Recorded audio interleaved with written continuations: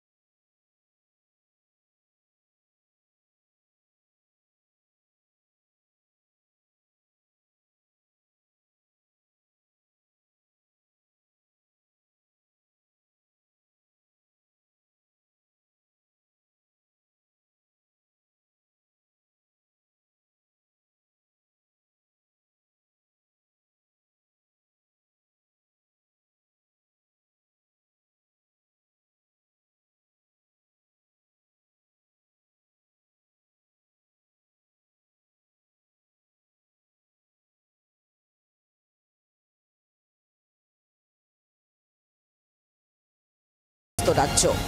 আমি এই বিষয়ে কোনো কিছু এখনো জানি না। খুব দুর্ভাগ্যজনক এবং পুলিশ প্রশাসন তাদেরকে, যারা এই শান্তিপূর্ণ আন্দোলনকে অশান্তির পরিবেশ একটা তৈরি করার জন্য চেষ্টা করছিল, তো তাদেরকে পুলিশ প্রশাসন অবিলম্বে তাদেরকে এখানটায় সামনে নিয়ে আসুক এবং আমাদের যে আন্দোলনকে কালিমালিপ্ত করার জন্য তারা চেষ্টা করেছিল সেটিও আপনাদের মাধ্যমে যেন জনগণের সামনে প্রকাশ। আমাদের কাছে কোনো সেরকম ইনফরমেশন নেই বা কোনো কমিউনিকেশন নেই, আর সুপ্রিম কোর্টে গেলে তো হবে না, সেটা স্টে থাকতে হবে, এই অর্ডারের উপরে নিষেধাজ্ঞা থাকতে হবে। এখন পর্যন্ত সেই মর্মে কোনো নোটিফিকেশন বা আমাদের কাছে কোনো কমিউনিকেশন নেই। তবে এ নিয়ে শুরু হয়েছে রাজনৈতিক চর্চা।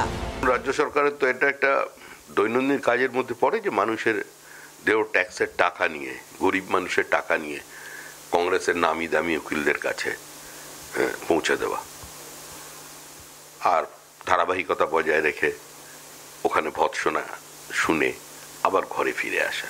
গতকাল আপনাদের এই কোর্টের রায় বেরোবার আগে এখানে বসে বলেছি, প্রেডিক্টেবল বেঞ্চ কি রায় হবে জানা।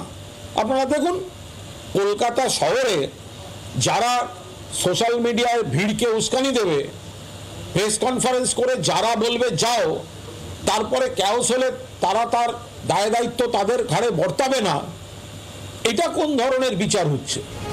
এদিন সায়ন মুক্তিও পেয়েছেন জেল থেকে, কিন্তু তার মাথায় মামলার খাড়া ঝুলেই রইল। ক্যামেরায় মিন্টুর সঙ্গে পিয়ালি মিত্রের রিপোর্ট, জি 24 ঘন্টা। বাংলার আওয়াজ, বাঙালির আবেগ, জি 24 ঘন্টা।